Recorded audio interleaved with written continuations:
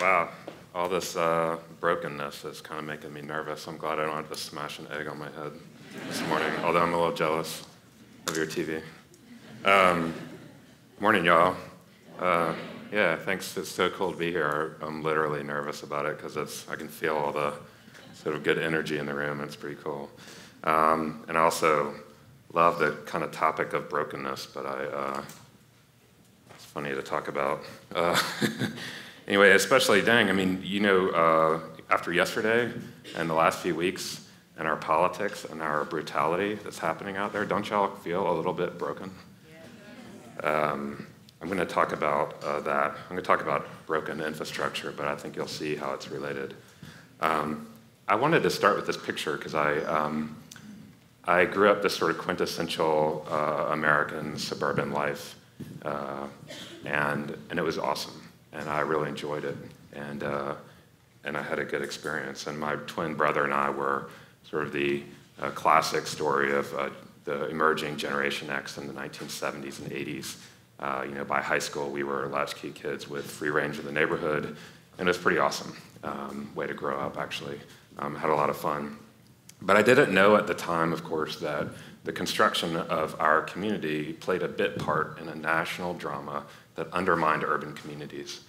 And I'd only learned that later. And looking back, of course, it's easy to see how the open road was just a mirage that was propped up by continuous expansion, that it has failed us. It has failed, not only this sort of classic urban story of decline, but also suburban environments increasingly looking ahead. This is where I grew up. That's what it looks like now, sort of left behind in the wake of urban sprawl.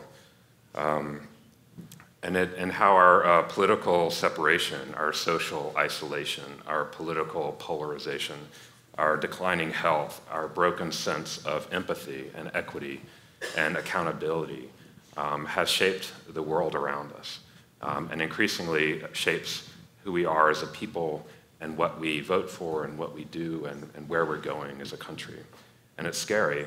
But what's really scary is that we're not done, that even though we know that we've learned, some of us anyway, how broken we are and how broken the world is around us, we still keep building more. We're spending hundreds of millions of dollars building the same infrastructure that's going to have the same negative impacts on our lives. And it's kind of scary. And it sort of begs the question, is this broken world the kind of place that we really want to live in? I don't think that it is. I started seeing that, recognizing that kind of brokenness in a year abroad in college when I was studying architecture at Georgia Tech. I did a year in Paris, and that's me at 22. My friend told me I looked like a French anarchist. But that's still the person I see in the mirror when I wake up in the morning. I don't know what happened. Some time has passed by, I think. But when I went to Paris, I lost 15 pounds. I was in the best shape of my life within just a month because I was walking everywhere and I was eating fresh food. And the physical world that I was living in started to really, it started to make a lot of sense. And a big connection between my personal health and well-being in the world, the place that I was living in. And I got obsessed not only with the streets of Paris, but the role that infrastructure plays in our lives. That these grand boulevards and streets which are not just about moving people from point A to point B and conveying water and sewer, but they're the foundation for our economy. But more than that, they're the foundation for our social life and our culture, that it matters what we build and how we live to the way that we live our lives and our quality of life and our health. And when I got home to Atlanta, I found Atlanta pretty broken. I was living in the city. I went back to graduate school in city planning and architecture, and I needed a thesis project that would rethink that brokenness and leverage that brokenness actually to be an asset for our lives again. And of course that hope of that idea became action over the following years, and we took that brokenness and we made it into something pretty awesome. And we're, of course, only in the beginning stages of that, but it's a story of community people and environmental groups and developers and others who are coming together around the same table and wanting the same outcome. And the power of that, creating a conversation and a dialogue that's much bigger than any one of us, or certainly bigger than even the Beltline itself. A story about transportation and economic development and green space, expanding to an idea and a vision for our lives that's so much bigger than we ever imagined in the beginning, and opening up lots of possibility and giving a lot of people hope about what the future of this place might become. And it pulled a lot of people together, a lot of different organizations and agencies. You don't build a $4 billion infrastructure project with a grassroots movement.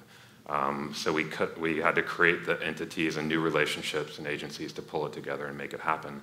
But we did. And it's pretty amazing, right? Yeah, awesome.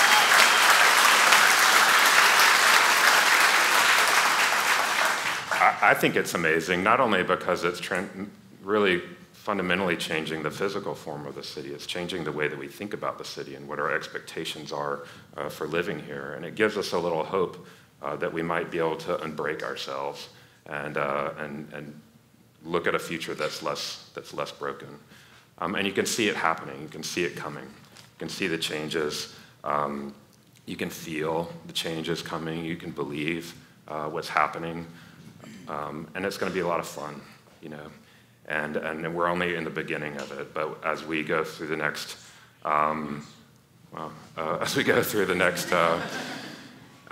few years, we'll see it come into life, and it's going to be pretty amazing. And what lets me know that and makes me believe that it's really much bigger than anything that we can even see today is this picture right here. That's my daughter on the right, and we went to we live on the Beltline, and I work at Ponce City Market, a co-working space, and so I have this 6-minute bicycle commute, like everybody else in Atlanta, and when we went to the grocery store the other day on the weekend, my kids had to go with me, and so they were complaining about it. And they said, if we have to go, can we at least ride our bikes? And I was like, of course we can. We can ride our bikes to the grocery store. That's what people in Atlanta do. And we did, and we can. And that's her worldview. So my worldview was shaped by 285. And that's a different view of the world. And theirs is being shaped by that. And it gives you a lot of hope that facing the bigger, much more daunting challenges that we have ahead, that we have a hope of fixing them, which is pretty cool. And so by rethinking our infrastructure, we can build a new way of life for ourselves. And certainly we've done that for us. And you may not know, it's maybe not quite a secret anymore, that my motivation in working on the Beltline all these years is to create the kind of city that I wanted to live in, and here it is. It's happening, which is pretty amazing. And I started to see this story of infrastructure in cities as something else. I never really saw my grandmother as a revolutionary, but she was. And she, not intentionally maybe, or consciously even, but when my grandparents got married in the 40s in Alexandria, Louisiana. And, all right. I do. I've been there many times. Yeah, awesome. CreativeMornings, Alexandria, Louisiana, right now. When they got married, my grandfather was a banker, and his boss convinced him to buy a house out on the edge of town, and it looks like those classic American images of Levittown, where they were, I'm sure, I don't know this, but they probably got one of those fancy FHA loans that was only available to white people, and they were able to move out and start a new life for themselves, and had advantages that a lot of people didn't. but was part of a story, a national story about the suburbanization of cities. And when my parents moved from Alexandria to Chamblee in Metro Atlanta in the early 1970s, they did it to take advantage of the booming economy that was a direct result of the highways that we were building, 285 in particular. We bought a house in a neighborhood that was incentivized by the construction of 285. In the same way those apartments are popping up on the Beltline, neighborhoods were being built around 285. My dad took a job at an engineering firm designing pump stations and wastewater treatment plants to support the sprawling economy. He grew up poor. Literally, that investment of those highways lifted millions of Americans to economic prosperity, including my family. It put dinner on our table and it sent us to college. It did what infrastructure is supposed to do. It wasn't available to everybody, even by this time, and it's important to acknowledge that, but the relationship of the way that we build the world and our own personal health and well-being and our way of life and everything is the important sort of lesson there. And so when we talk about our own family, including mine, and we're talking about building a new infrastructure, it's going to have a similar sort of cultural momentum and fundamentally change the way that we build cities. And we have to make sure we don't know where it's going. We don't know all the answers. There are going to be unintended consequences for sure. But what we can do is make sure that we think about it and make sure that it benefits everybody and that we're thoughtful and conscious and deliberate about what we build going forward. And that's really why I wanted to write and read this book, and I hope you'll read it and buy it outside. And thanks, shout out to Acapella Books for bringing it. And so you can see it's a story, it's a narrative about infrastructure in our lives and the role that it plays. It tells the Beltline story, but more importantly, especially for those of you who think that you know everything about the Beltline, there's a lot in there for you, but it also connects our story in Atlanta, to a much larger story happening all around the world. Because everywhere, every city I go to, and I do a lot of speaking, every city I go to has some project that's like the Beltline. They're not just old railroads, they're also degraded waterways and obsolete roadways, and communities reclaiming old infrastructure systems for something else. So whether we're looking at the High Line in New York, or the rail park in Philadelphia, or the Green Line in Toronto, which is not a railroad, but a power line easement, the Midtown Greenway in Minneapolis, the Quinder Cut in Detroit, the S-Line in Salt Lake City, the rail corridor in Singapore, and the Beltline is their #1 model that they use to describe what they're going to do, not just the physical transformation of it, but the building something that supports the communities along the way. The Lafitte corridor in New Orleans, the Underline in Miami, the Buffalo Bayou in Houston, the Los Angeles River. Who even knew LA had a river? except every post-apocalyptic movie coming out of Hollywood. But there's been a grassroots movement since the 80s to transform this thing into some life-affirming infrastructure again. And it's powerful and it's important. And to illustrate the impact, the Army Corps of Engineers, which originally paved the LA River, paved 80% of a 50-mile river with concrete, just a couple years ago approved a $1 billion restoration of one short section of the river. The progress is amazing. They're like the Beltline and all these other projects. They're not only going to transform the physical form of Los Angeles, they're going to change the way that people think and live and where they go and what we do and what we think about LA. And they're going to change national policy about water and flood control.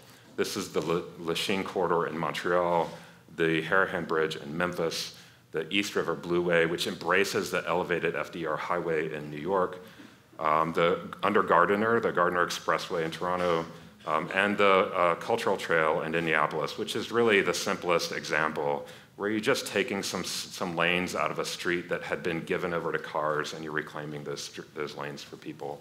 Really powerful. And the idea of this catalyst infrastructure is that they don't solve all of our problems, but they do catalyze change, and they catalyze a bigger thinking and a rethinking of infrastructure and the role that it plays in our lives. And it allows this new way of life possible. So I don't have time to go into it, but I will say that what the book tries to do is connect all these projects together. It extracts about 8 lessons from them. So if you've got an idea that you're thinking about infrastructure, there's some lessons for you in that. It puts four sort of priorities on infrastructure. One is the infrastructure for health, an infrastructure for health equity, an infrastructure for economic prosperity, and for civic identity. And it ends sort of with a call to action that at the end of the day, we're not going to wait around for Congress to answer this for us. We're not going to wait for City Hall or corporate leaders, that it's really us that's making the change, and it depends on us. And so it's the kind of change that allowed us to take this kind of brokenness and make it into this. And we're not even done. It's going to be this and even better. And imagine the change that we've seen now and how much more we have ahead of us, which is really exciting. So the point is that we don't have to be broken. We can do things better and build a better world. That the people who are going to fix this are us, and that we have to do it. And I forgot my line at this point. Oh, that all that we have to do to really get there is that we have to, right? Awesome. This is a new gig. So we have to believe in ourselves. And literally, we have to look each other in the eye across our divides, across our political parties and geographic sort of boundaries, and talk to each other. Who's amazed in this political debate that we're having, this very broken political environment, that there are another whole set of Americans who believe something completely different and that you can't even imagine. We have to talk to each other. We have to see each other and understand what's going on if we want to fix it. And then again, we have to act. That hope by itself is not enough. We have to act on the hope for our future. So thank you all for having me, and I'll be here around after the show. Thanks.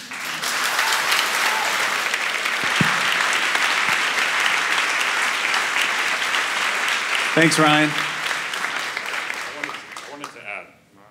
I wanted to add, if I sign your book, you have to sign mine. I always forget to ask people to do it, but this is my little souvenir, so if you'll do that later, I appreciate it. Stay up here, we'll do a Q&A. Okay, cool. Yeah, so, see some hands going up already. I'll run the mic to you so that the video captures the question, and then Ryan will answer. So we'll go over here since your hand went up super quick.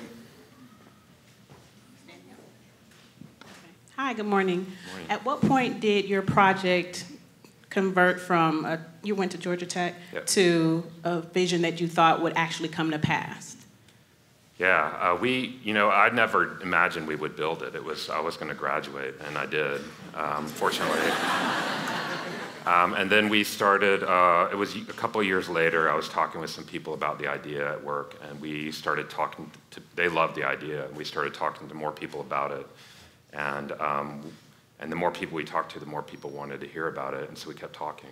We met Kathy Willard, who at the time was on city council, and she was frustrated with transit in the city and called us in.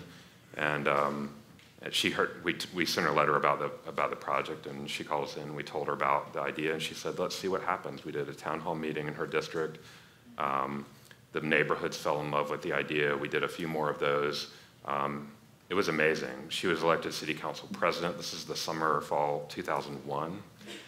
And so we took the conversation citywide. And for 2.5 years, I was doing 3 and 4 public meetings a week for 2.5 years. And so was she and her staff and a handful of volunteers. And we created a grassroots movement of people to really believe in this project and believe in their future. And only then did it get the attention of the other elected officials and the regional planners and everybody else it would take to actually make the project come to life. About 1.5 years into that effort, I'm a planner, and I like talking about the future of cities, so I really honestly thought we were just having an interesting conversation. I did not think that we were actually going to do it. But we had sent out an email, because we didn't have social media back in those days, We sent out an email asking people to show up at a meeting of the Atlanta Regional Commission, and to advocate for the project, to get it on the list, the transportation list. We just wanted it on the list. And we swarmed this meeting that was usually no public. The public didn't go to these meetings. They were allowed to, but they just didn't. And we swarmed it, and I was nervously in this back, getting ready to make a comment on the record. And these two women were standing in front of me, and they were saying, our project is a 22-mile loop that goes around the city. Our project has transit and trails and all that. They were calling it our project, and I had no idea who they were. And it became really clear to me at that moment that the power of this community belief in this, and that if people believed in it, that they would obligate their elected officials to do it and follow through on it. This very difficult, very expensive, incredibly challenging, politically, physically, in every possible way, complex project, but that it's going forward and it's moving forward because people believe in it. And just to emphasize that point, as we go forward, it's really important. We're only in the beginning of this. It looks great now, okay, and it's awesome, you know, but it could also go wrong. We have to make sure that it's built right, that it's built for us, not for somebody else. All the other people are great. We want them, but we also want this to be for us and the people who live in the city now. And so we have to be vigilant, and that means that we have to be involved. We have to speak up, and that we can't just sit back and wait for it to happen to us. Let's do another question over here. How about you?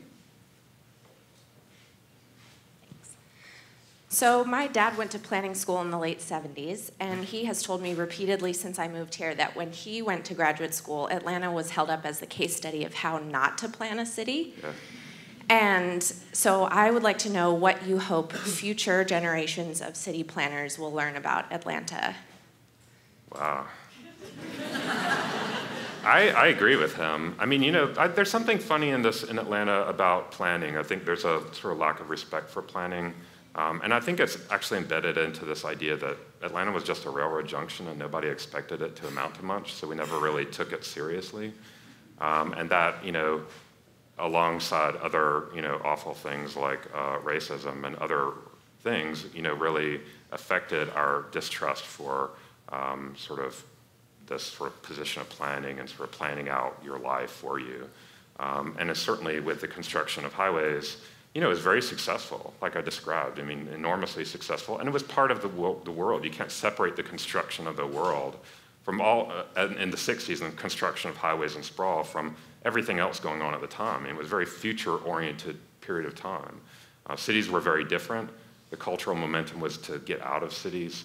At the same time, science was curing disease and lifting us to the moon, and the sexual revolution was breaking down barriers, and the civil rights movement was marching forward.